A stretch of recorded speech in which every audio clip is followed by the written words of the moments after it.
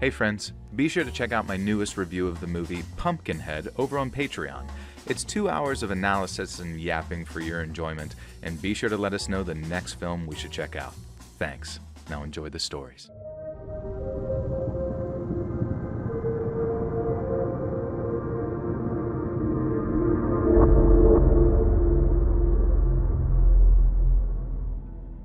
Almost a whole 10 years ago now, in the spring of 2017, I dropped my bag after walking out of a store downtown.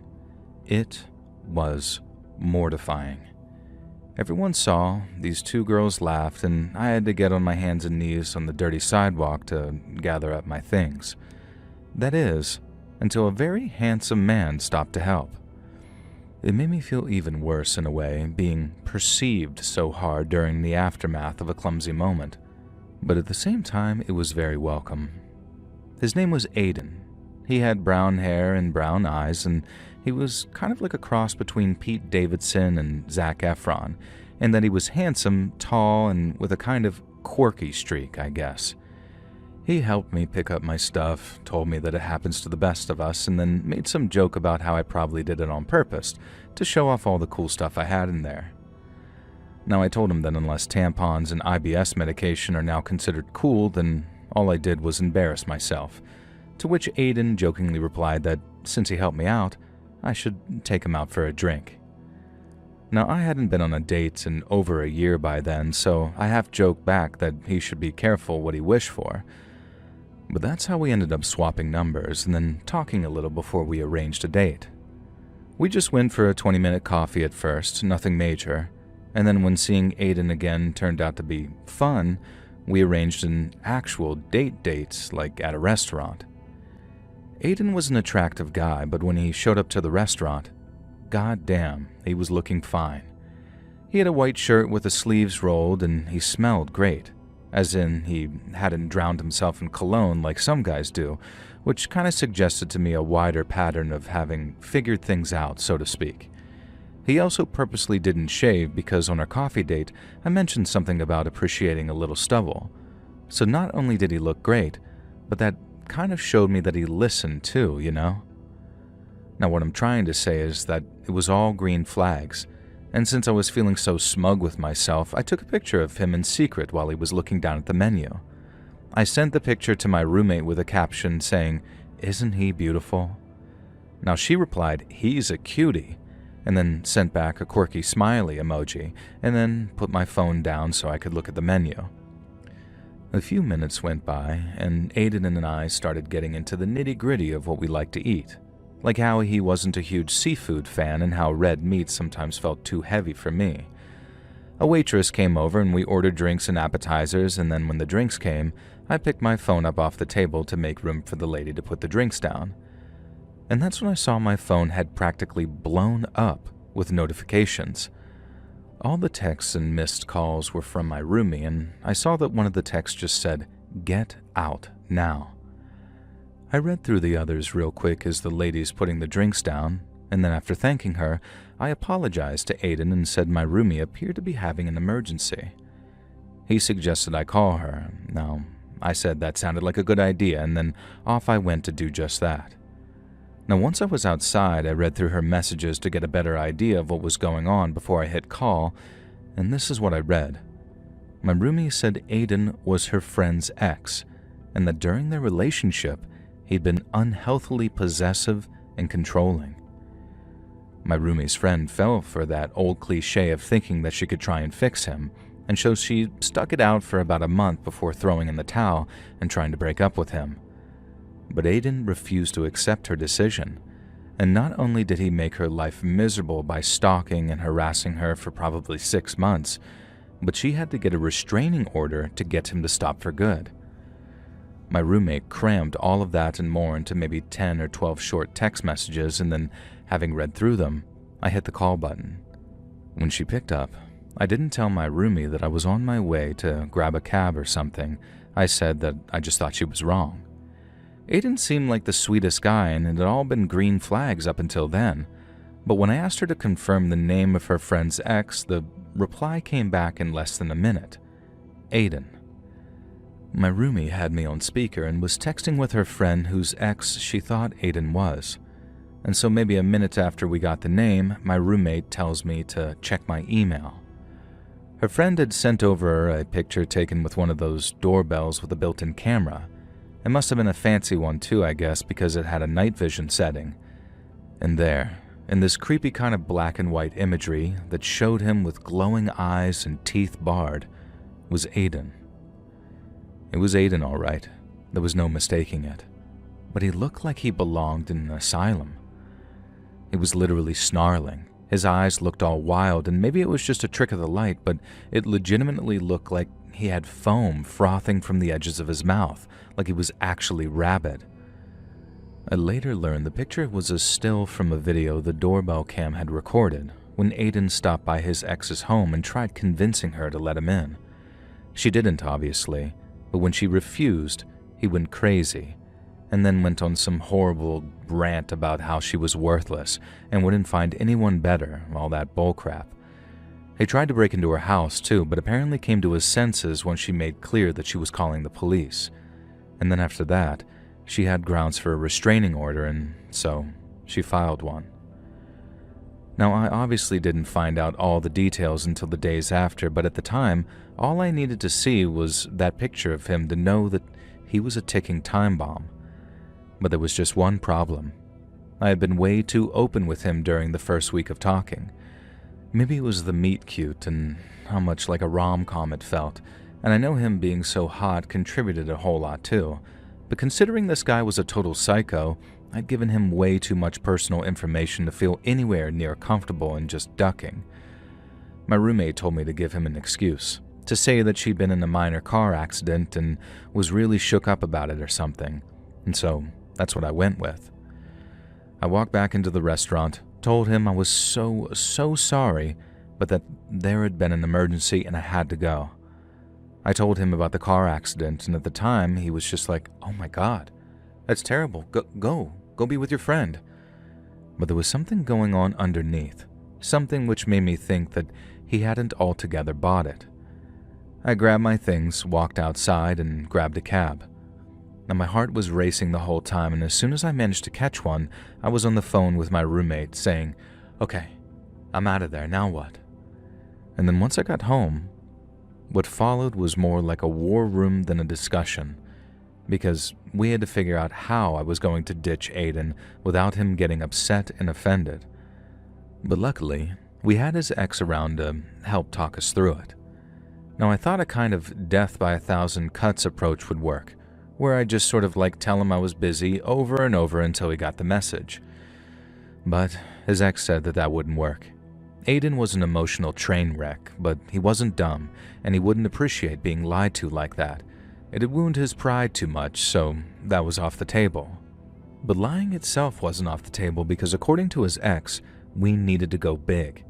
We needed something he wouldn't, or rather couldn't question, but also something he couldn't, disprove.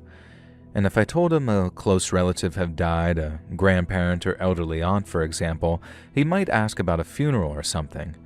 But if I told him my pet died, and that I'd already taken my dog to be cremated, that was sort of foolproof. I did actually have a dog at the time, like I'd sent Aiden pictures of her and stuff, so it wasn't like I was just pulling someone out of the ether like a distant aunt, because then he'd question why I was so devastated if we weren't close. No. The dog thing seemed perfect, and so after brushing him off just one time with a sort of, "Oh, I'm busy helping my roomie out, she's not back on her feet yet," I hit him with the lie about my dog dying.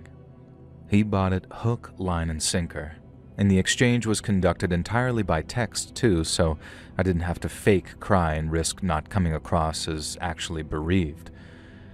Now, I know he bought it because he love-bombed the crap out of me that night, and while I continued to play the part of a grieving pet owner a little bit, I eventually asked him for some time and space, and he accepted. Now, I thought I'd gotten away with it, and so did my roommate, so we were in a very celebratory mood when she informed Aiden's ex that the plan seemed to have worked. She was happy for us, very happy, but her congratulations came with a sort of warning. Whatever we'd lied to him about, we had to be willing to keep up the fiction for a long, long time, because while Aiden could keep himself physically distant when he needed to, it only made him worse in an emotional sense. For example, she told me to swap out my profile picture for one of my dog because no doubt Aiden would track me down using search engines, and if the appearance didn't match the fiction, then I was in trouble.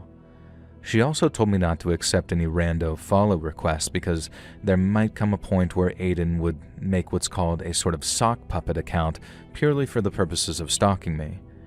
She gave me a bunch more advice like that, and while it was all very daunting, I was glad to hear it and followed every word. I did wonder if I was just overreacting because, how much could this guy be into me after only a date and a half, really?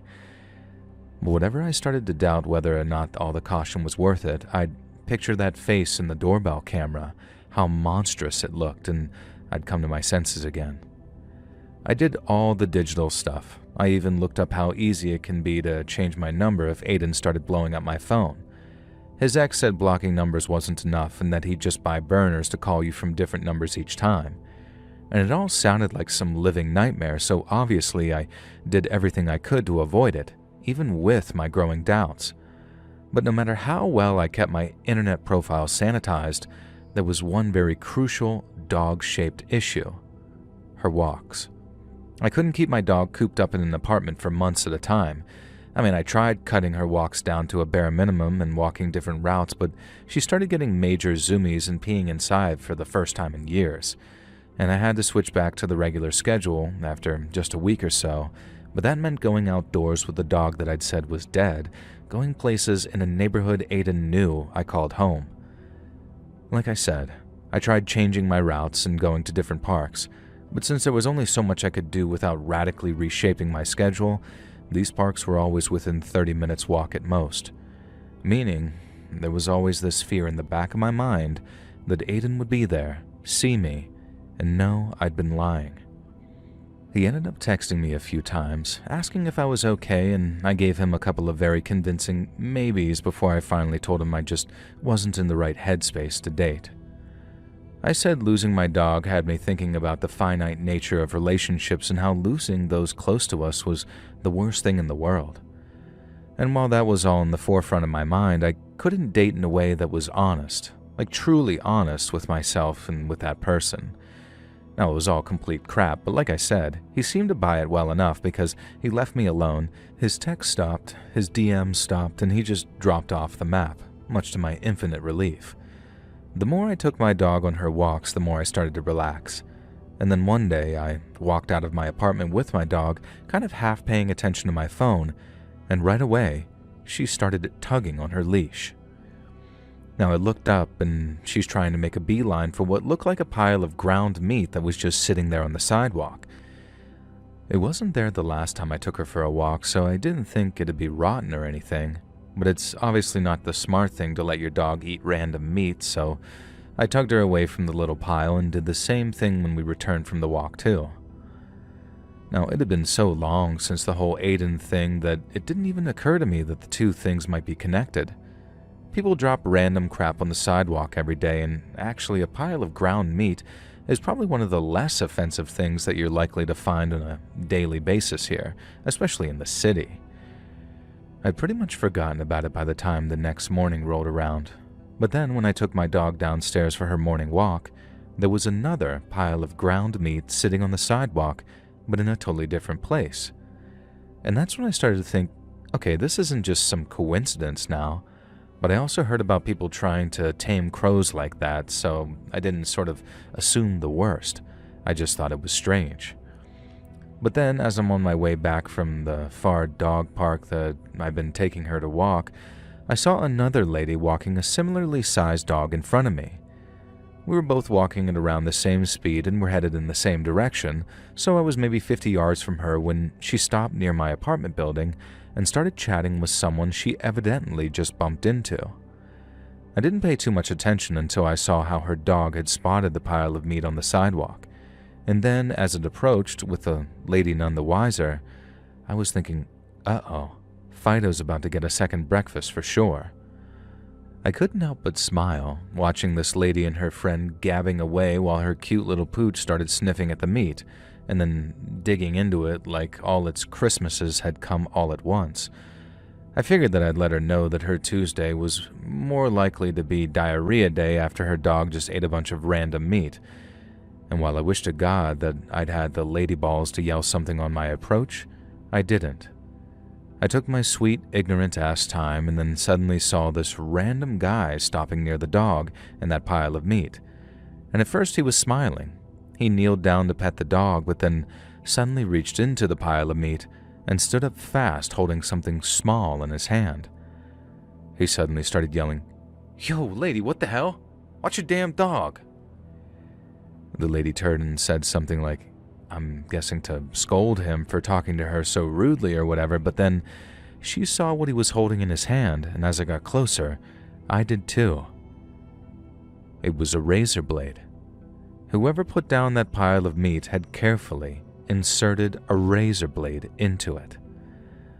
The dog had been probably a few bites away from slicing its mouth and gums up, or heck, maybe it saw it and was thinking eating around it, but if that was the case, its only saving grace was the fact that it was a small dog who bit off small mouthfuls of it. Swap it out for a big dog, and that razor might have cut the poor thing's throat to ribbons before anyone even realized what was happening. I joined the little gaggle of people who by then were asking, what kind of psycho would do something like that? But I knew. I knew exactly who'd try and hurt a small, innocent animal just to get back at its owner. And that was Aiden. I filed a police report that same day, reporting the razor blades and telling them who I thought it was, too. But I got a call back a few days later saying that they weren't going to act on my report because there was exactly zero proof that it had been Aiden who left that meat and the razor blade. Now, they acknowledged that he'd had a restraining order filed against him and encouraged me to file another report if he tried harassing me in person. But the fact remained that me and him hadn't exchanged a word, and nor had I seen him in coming up to 4 months by then. But I came to realize that's exactly why Aiden had been so restrained, so that when he finally acted, he wouldn't look like a suspect. My building also only had indoor security cameras, nothing to watch the sidewalk outside, so there was no digging up the video like his ex did with that door cam footage. I ended up having one installed afterwards, though. One of those Nest cams that I could view from my phone, but some a-hole came along and poured soda all over it, so I guess that was the end of that. I ended up moving not long after. The Nest camera, in its brief tenure, didn't pick up anyone dropping any more meat, and it didn't catch anyone standing across the street staring up at the apartments or anything either. Now, I didn't even know for sure that it was Aiden who put those razor blades in that meat, but you know who was certain it was him? His ex. She said that that was likely something he'd do and that in all likelihood, he cruised to places he knew I might be and saw me walking my dog. She said it wouldn't be like him to just drop something and move on, and even if the whole lie about my dog had been the truth and she really had passed, he'd still have to come to doubt it at some point and start wondering if I was lying to him. And that was the point that I started to seriously look for a new apartment and not just casually browsing to see if there was anything that struck my fancy, so to speak. If Aiden could never really drop something, if it took almost legal powers to get him to stop, then it'd be cheaper and less time-consuming for me to just find a new apartment. And the whole thing gave me a total complex about dating for literally years, and it wasn't until I met my current boyfriend that I actually started to relax and be myself again. So girls, please, don't just meet up with a guy that you met online after almost a week. Do a little research, ask around, because even in big cities the dating pool is surprisingly small sometimes, and you might just save yourself from going through the same tiresome bullcrap that I did.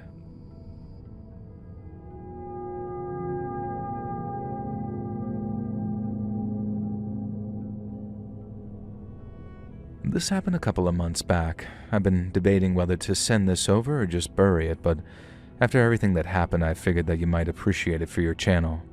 I've changed my name and a few details in case anyone's still sniffing around, but the core of it is true. So I've been single for a long time, and I was very fed up with scrolling through the apps like some mug. Then, out of nowhere, This girl, Chloe, slid into my Insta DMs and I thought my luck had finally changed. She was like my absolute dream girl. Dark hair, big smile, and from her photos, she looked like she was honestly a riot. We chatted for a week or so and she seemed cool and we were into the same music and joked about the same stupid things. And I felt like we had a ton of chemistry, so it wasn't long before I asked her out and we arranged to meet somewhere on a Saturday night. Now, I turned up at this nice little bar near the canal, and with my aftershave and shirt on, I didn't have to wait long for Chloe to turn up, and when she did, she looked even better than her pictures. The date went great at first. It was easy to chat, tons of laughing, and she kept touching my arm, very flirty, which was honestly a rush. I thought she was the girl of my dreams, and then after a couple of drinks, she suggested we go for a walk to this quiet spot with a nice view over the old warehouses. She said it would be romantic, and I was that excited that I didn't even question it. We wandered off from the main part of town through some side streets and then down towards an empty industrial area.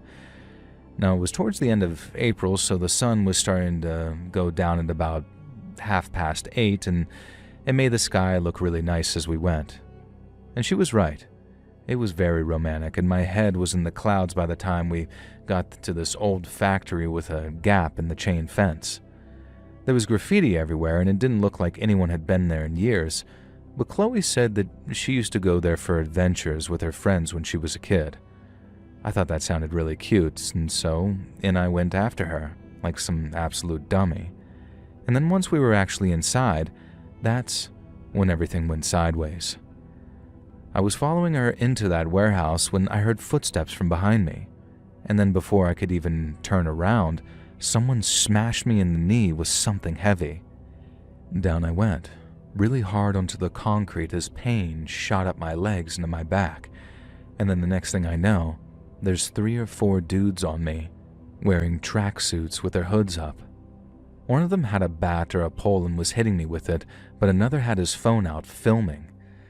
They didn't say anything at first, just started laying into me as I screamed out in pain. I tried to curl up into a ball and cover my head, but they were going for it, kicking my ribs, punches to the face, everything. I'd cover my head and they'd kick me in the stomach, and then I'd cover my stomach and they'd kick me in the head. I started to taste blood in my mouth and I knew that I had to try and get away, but when I tried to push myself up, one of them would just stomp on my head. I remember looking at Chloe and begging for help, but instead of running or pulling her phone out to call the police, she didn't do either. She just stepped back and watched. Not shocked, almost bored, like she'd seen it all before, and that hurt worse than the kicks or punches, realizing that it had been nothing but some trap. But while I asked why me in my head, I didn't have to wait long for an answer. They kept going until I stopped trying to get up, and then one of them leaned down close, really close, and told me something like, "This is what happens when people don't learn lessons." I have no idea what they were talking about at first, but then it hit me. They had to have been talking about my brother. There was no other explanation. Now, we hadn't spoken in about 3 years at the time, mainly because he's a complete idiot. He got into smuggling these foreign cigarettes after going on vacation, like the really cheap ones that get sold at different bars and random blocks and that kind of thing, and he made some decent money at it too, until he pissed off the wrong people. They were bigger, physically bigger, but larger in terms of their organization too, and he later said that there were rumors going around that he'd actually taken a shipment and undercut them hard. They warned him to pack it in, but he told them to mind their own business. Well, it turns out they'd been watching him, enough to figure out where me and my mom lived, and then instead of targeting him, they decided to target me instead. Chloe wasn't some baddie that had slipped into my DMs.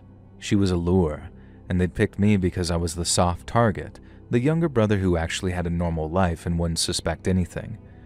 Their plan was to get me, film me, and then send it to my brother as a message. A real old-school intimidation tactic, and you know what? It worked. I don't know how long the kicking lasted. It felt like it went on forever, but it probably lasted only a couple of minutes. And then after saying something like, "Say hello to your brother for us," They just walked off laughing, calm as can be. And Chloe was laughing too, and like I said, that was honestly worse than all the kicks and punches.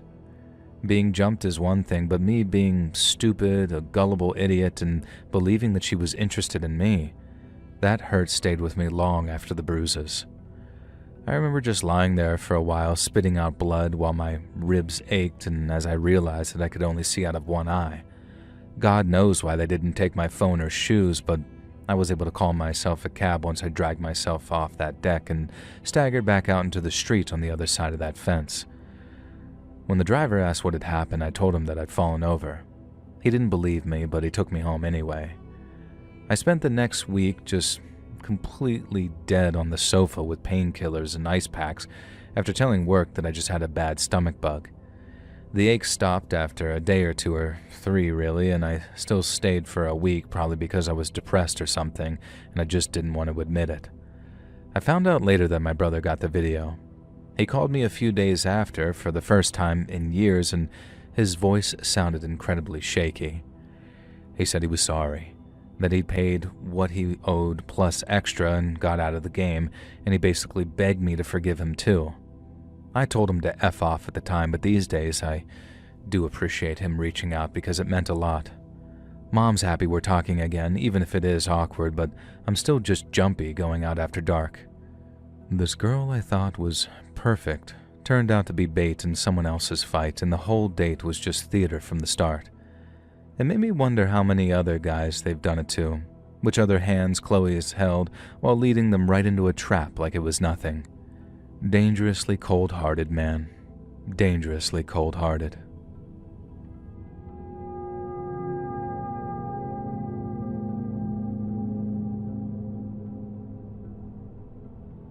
So back before the big cough, during the washout English summer of 2019, 7th rainiest on record, whoop-de-bloody-doo, I remember swiping through Tinder one afternoon in my flat.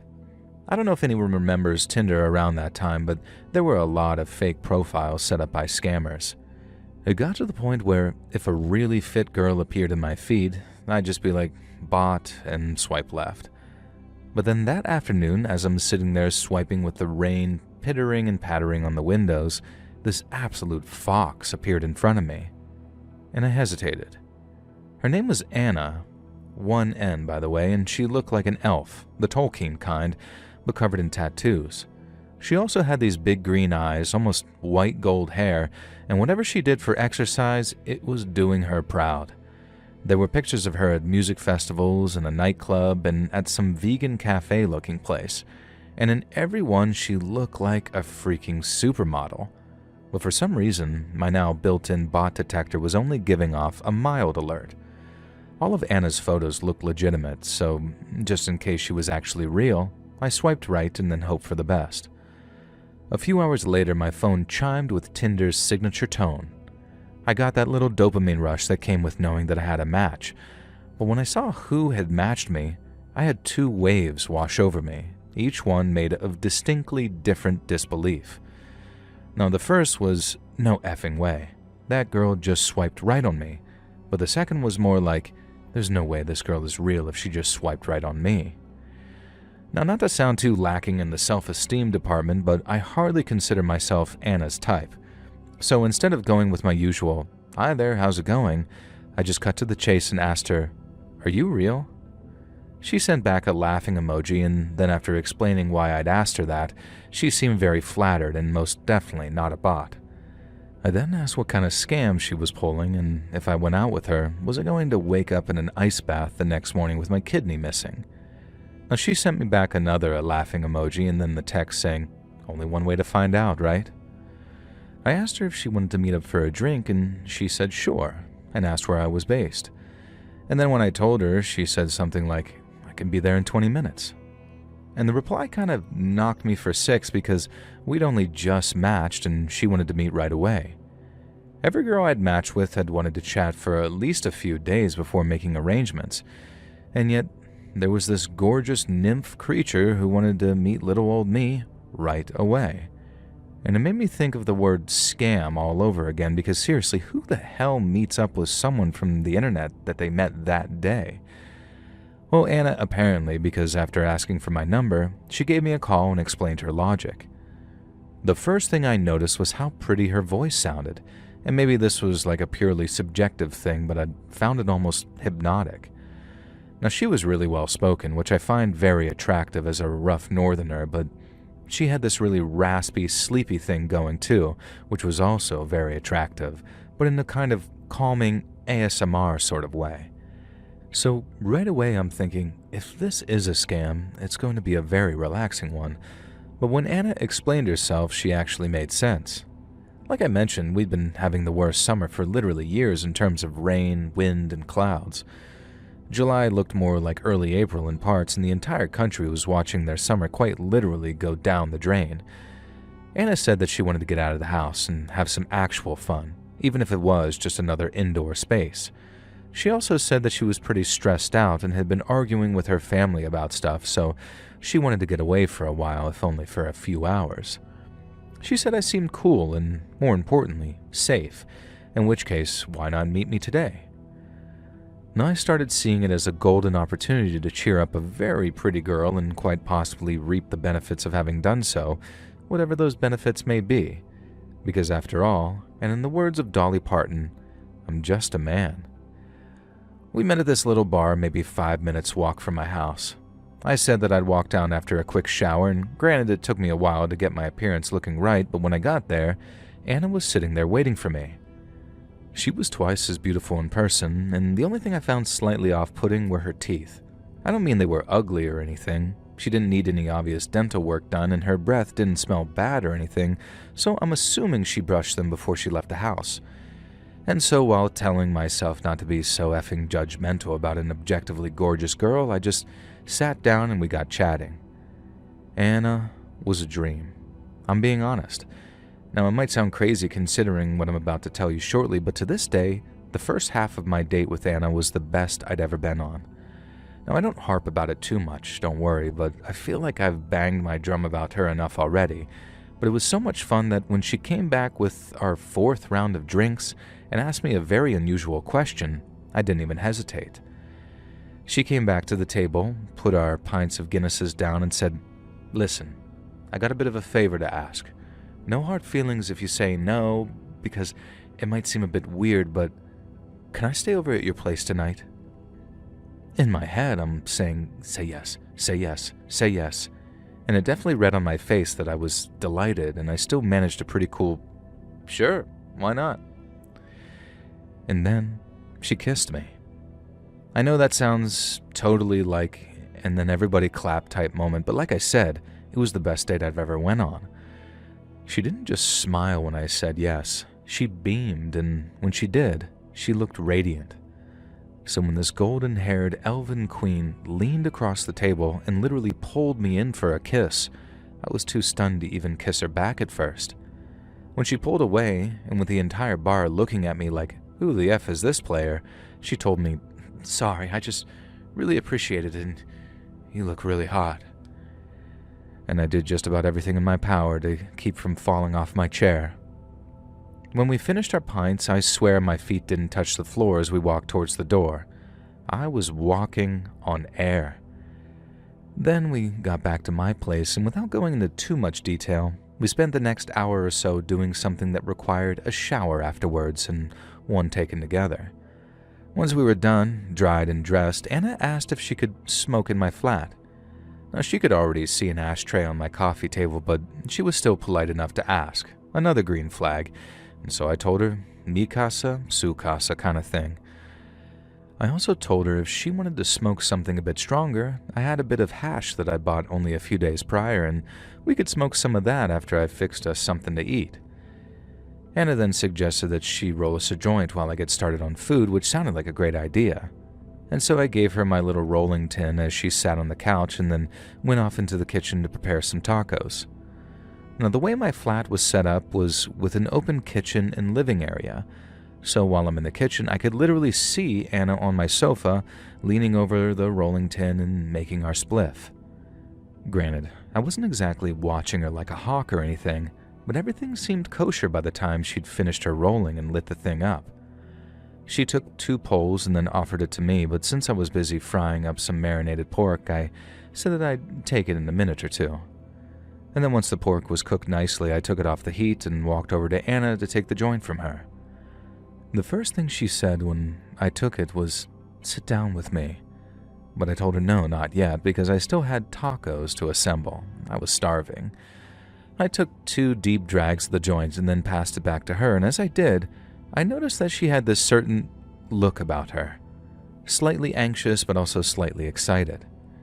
She joked about me being judgmental about her rolling abilities, so after assuring her it was a good effort, I walked back into the kitchen to carry on cooking. I remember rehydrating the corn tortillas that I had stored away when suddenly my hands started to feel almost loose on the pan handle. Not in a clumsy way, it was more of a subtle slowness, like my hands had suddenly been submerged in this warm water. Now, at first glance, it was nice and, more importantly, familiar, but then came what I can only describe as these golden waves rolling up from my chest and then flowing down my arms and legs. It felt like someone had poured warm honey into my veins, and I remember realizing that for some reason I wasn't hungry anymore. Everything softened at the edges. The light from the kitchen spots looked warmer, and the sizzle of the wet tortillas softening up in the pan started to sound almost distant. I turned to Anna and asked how much hash she had burned into that joint, and all she said in reply was, "You should come and sit down." Her voice was like velvet in my ears. She asked if I was almost done, and then when I nodded, my head felt all heavy, but in a way that was strangely pleasant. But then the warmth kept building and building until it went beyond just relaxing and started to almost thicken, almost like I had lining of syrup in my lungs and I was trying to breathe through it. I tried to flip the tortilla that I had in the pan and I found that I could barely operate the spatula. And that's when I started to realize that I wasn't just stoned and that something else was happening to me. I took the pan off the heat and told Anna that I needed to sit down for a minute. She asked if I was all right, and when I said I didn't know, the words came out slowly, like they had to swim up through the syrup that was filling my lungs. I sat down on the couch next to Anna, and when I looked up at the ceiling, it looked like it was breathing. My eyes wanted to close, and I felt strangely itchy, and as I felt my heart rate start to slow after a period of almost racing, I realized I could barely bring Anna's face into focus. There was no way smoking a bit of weed would do that to me, someone who smoked pretty much every night before bed. So as my chest started to feel tighter and tighter, I asked Anna, what did she put in that joint? Now, she didn't say ever, actually. I just found out later on, but at the time, all she said was, "Does it feel good?" And I could barely talk by that point. But I told her no, and that something wasn't right. But if I'm being honest, that was sort of a lie. I felt great, like I was floating through this heavy warmth. But then, as I was trying to get Anna to tell me what she'd given me, things took a horrible turn. A cold sweat broke out across my forehead. My fingers started tingling and going numb at the tips, and my legs started to feel detached, like they weren't responding to my brain anymore. I tried to stand up, but the room lurched hard and I had to grab the arm of the couch to stop myself from falling. I had to physically force my eyes open to keep them from closing, and I realized that I wasn't just breathing shallowly because I was high. It was because it was becoming more and more the case that I couldn't breathe at all. I started to panic, and I remember telling Anna to call 999 while thinking, don't pass out, please don't effing pass out. She scrambled for her phone as I slid back onto the couch, feeling my body start to shut down completely, and the last thing I remember clearly is her face hovering above me, and this terrible knowledge that if I passed out, I might not wake up. I remember hearing her voice at one point, cutting through the fog like, "Oh no, oh no, oh no, please wake up, you gotta wake up." I remember her shaking me too. I tried to answer, but my chest felt like it was full of cement, and my voice wouldn't seem to leave my throat. Every breath was a shallow, deliberate effort, and then everything just went dark again. I was convinced that I was going to die, and it sounds really dark to think about it now, but there was one point where Anna shook me awake, and I just thought, just let me die in peace. I know now that wasn't me thinking clearly. It was the drugs in my system, but even as I was on the verge of death, I still didn't know what was killing me. Even when I saw these flashing lights across the ceiling and the paramedics were inside my flat and putting oxygen on me, I still thought that I had no chance, and I was weirdly just okay with it. I have a hazy memory of someone peeling one of my eyelids back and shining a light into my eye. I remember someone pinching my finger for some reason, and then after a sharp prick on my arm, it was like I was dragged back to life. Everything stayed hazy for a second, and there was nothing but this dull pressure in my arm, and then wham! My chest suddenly heaved, as it felt like someone pumped a load of air into my lungs. I could breathe again, and that felt amazing, but it came with this nauseating clarity that I'd most likely almost overdosed on some kind of opiate, and that Anna was to blame. I remember looking around to see only 2 paramedics in front of me. One was standing, and the other was putting a blanket around me saying, "It's okay, mate. We've got you. You're going to be all right." I managed a jittery thank you and then asked, "Where is she?" because I couldn't see Anna anywhere. I was told that she'd gone upstairs because she didn't like needles, and then without skipping a beat, the male paramedic asked me, "How much heroin did you smoke, mate?" I'd been unconscious at the time, but Anna had told them the truth about what she'd given me, and that allowed the paramedics to bring me back quickly and safely, which is something, I suppose. I also wasn't shocked to hear what it was because I had kind of figured it out by then, and while I was incredibly furious with her, I was just too exhausted and relieved to be alive to do anything but just sit there and answer the paramedics' questions. Basically because I didn't know how much I'd smoked, and because Anna was now distraught upstairs and wouldn't come down, I had to go to the hospital. It was obviously also my first time taking a dose like that, so I was going to be in such an unstable condition, it was best that I spent the night in the hospital so they could keep an eye on me. I could stand enough to walk to the ambulance, but I was so jittery that I could barely get any words out, so when I pointed upstairs, the lady paramedic cut me off and said, "Don't worry about her. She's fine. Just worry about yourself." Now, I was more trying to make the point of I wanted the girl who spiked me to be removed from my home, but the lady was right there and that there were bigger fish to fry in the moment. At the hospital, they wheeled me through these 2 bright corridors, past doctors and nurses, and then asked me a bunch more questions as they drew more blood. And by the time I was given a bed, hooked up to an IV, and told to get some sleep, I felt this mix of exhausted relief and a deep, nauseating shame. I was alive, but barely, and all I could think was how close that warm, sleepy feeling had come to pulling me under, for good.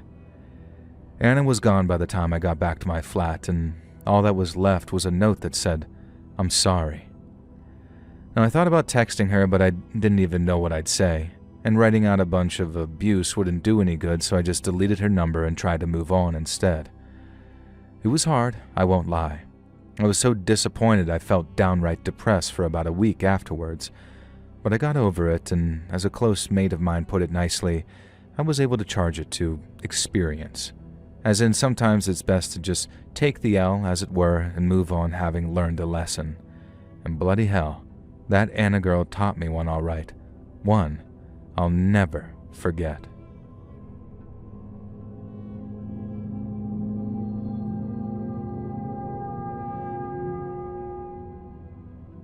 I've been watching your channel for a while, and I kinda hoped that I'd never have a reason to write in, but that all changed a few weeks back, so here I am. I'm still kinda processing it, so I figured that it might help to write it all down. So, straight up, here's what happened. I'm 28, I'm single, and I work a decent job in the city. And then one random Thursday, I'm grabbing some coffee at this little spot near my office when this woman walks in. She looked to be a little older than me, maybe late 30s, early 40s, but oh my god, was she hot. Now, I'm subtly checking her out, and then we end up next to each other at the counter because this poor overworked barista managed to mess up both of our orders, and so I figured I'd shoot my shot. It turns out her name was Lauren, and she wasn't just beautiful either. She was smart, funny, confident, and flirty in a mature way that made me feel like I was the interesting one. I asked if she was single, and she said yes, and then after exchanging some cell phone numbers, I was riding high for the rest of the day. Now, I had to almost literally restrain myself from texting her too soon because I needed to play it cool. But when I got home, I dropped her a little casual text and went back and forth for a couple of days, getting to know each other a little better before I finally asked if she wanted to meet up. She said that she worked in marketing, loved hiking, and then mentioned how she had a middle school-aged kid like it made her radioactive. I told her that was none of my business and that I didn't care, which wasn't strictly true, but I wasn't about to let a little detail like that kill the vibes. I told her about how I love to cook and about my huge passion for my weekend basketball league, and she said both were really cute. And then when she asked what my favorite kind of food was and I said Italian, she suggested that we meet at this nice little Italian place downtown that I'd never been to. A couple of days later, the night of the date rolls around and I'm kind of nervous but also super excited. I picked her up from this nice condo building in a quieter part of town, and when she walked out, she looked incredible. She had this little black dress on and she smelled amazing, and the way she smiled and hugged me made me think that she was really into me, which was just a huge buzz. We drove to the restaurant, chatting all the while, and the conversation stayed great as they ordered drinks and food, both of which were fantastic. She was laughing at my dumb jokes, asking interesting questions that made her seem legitimately interested, and the whole while I'm just sitting there thinking either age gap, what age gap, or holy crap, this might really go somewhere. Now after dinner, we decided to grab one more drink at a bar a few blocks away. It was a chill spot with some live music, but not so loud that we couldn't keep on talking. I was already wondering if I could see her again, and then when I asked, she just says, "Duh, of course I want to see you again." And then we actually arranged a second date right then and there. We had the best time. The vibes were perfect, and then around 10:30, I walked her back to my car, and we walked close, and she slipped her arm into mine. It felt perfect, like it was the first step on the road to someplace special. But it was also around that time that I first noticed the headlights behind us. Some SUV had been behind us on the walk for maybe about a minute or two, but obviously that didn't have alarm bells going off in my head immediately. It was crawling along behind us, and I figured it was just looking for parking. As we got to my car and climbed in, the SUV was still there, but obviously I'm thinking, bro just wants my space, and I'm still not freaking out. But then, instead of taking my space, the car starts following me. It makes a couple of turns, nothing crazy, but it stays glued there. Now I'm thinking, that's weird. But instead of saying anything, Lauren got very quiet and just kept checking the side mirror. I asked if everything was okay, and she just said that she's tired. But I could tell something was off, and I didn't push it. But I knew. I was starting to think, what's this guy's problem, and hope that he'd quit before I got to Lauren's place to drop her off. And then suddenly, as we're approaching a red light, it speeds up alongside me and cuts me off.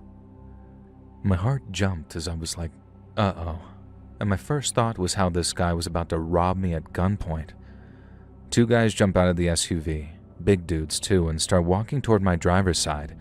And then before I can even react, the passenger door on my side flies open, and this older guy yanks me out by my collar. Now, he looks to be about 50, but he was majorly in shape and he could fight too. He just started swinging. Now, I got a few hits in, but they really did nothing. And I'm just waiting there for his buddy to get involved too, but he just sort of stayed back and watched like he was only there as backup. The first guy gets me on the floor at one point, and I'm yelling at Lauren to call the cops. But she's not listening. Instead, she gets out of my car and, while using the guy's name, tells him to stop. And that's when it clicked. It wasn't a robbery. This was her husband. Lauren wasn't single at all. She'd been cheating. She yelled something at him, and he yelled something back about how he'd followed us from the restaurant after putting some kind of tracking device on her phone or her car. He said she lied about working late, and I also gathered that they'd been married for something like 20 years. Now, by the time he lays off me, my shirt's ripped, my lip is bleeding, and Lauren had managed to actually get him off. Now, he wasn't hitting me anymore, but he'd still completely lost it, and it was like he was legitimately screaming in her face right there in front of the stoplight. All the commotion caused folks in the nearby houses to start coming out, and then I guess someone called the cops too, because they showed up pretty quick. They separated everyone, took statements as I sat on the curb with an ice pack someone had actually given me. I was just still sort of stunned something like that had even happened to me. I thought stuff like that only ever happened on reality TV and that real life was always way less dramatic, but I guess life imitates art sometimes and it's just the opposite way around. The cops figured out who the attackers were pretty fast, so the husband got hauled away in handcuffs as Lauren kept on apologizing to me. I didn't even know what to say. One minute I was on the best date of my entire life, and the next I was getting my head stomped on by Lauren's husband, who she claimed was a cheater himself. Once it was clear that I didn't need an ambulance or anything, I drove home in silence, leaving Lauren to make her own way home. My face was swollen, my knuckles were hurt, and my nice date shirt was torn and ruined. Lauren texted me a long apology the next morning explaining the whole situation, how she should have been upfront and how she never wanted me to get hurt. But I haven't replied to it, not yet anyway. Part of me is mad at her, but another feels bad for her. She just wanted to feel some excitement and connection, I guess. I mean, aside from the revenge she wanted. Sometimes I look back and sort of laugh at the clues that I missed.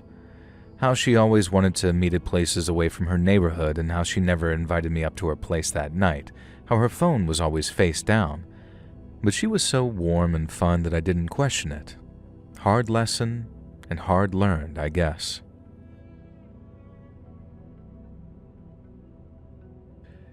Hey friends, thanks for listening. Click that notification bell to be alerted of all future narrations. I release new videos every Monday and Thursday at 9 p.m. Eastern Time, and there are super fun live streams on Sundays and Wednesday nights. If you got a story, be sure to submit them over at my email, letsreadsubmissions@gmail.com, and you might even hear your story featured on the next video. And if you want to support me even more, grab early access to all future narrations and bonus content over on Patreon, or click that big join button to hear about the extra perks for members of the channel.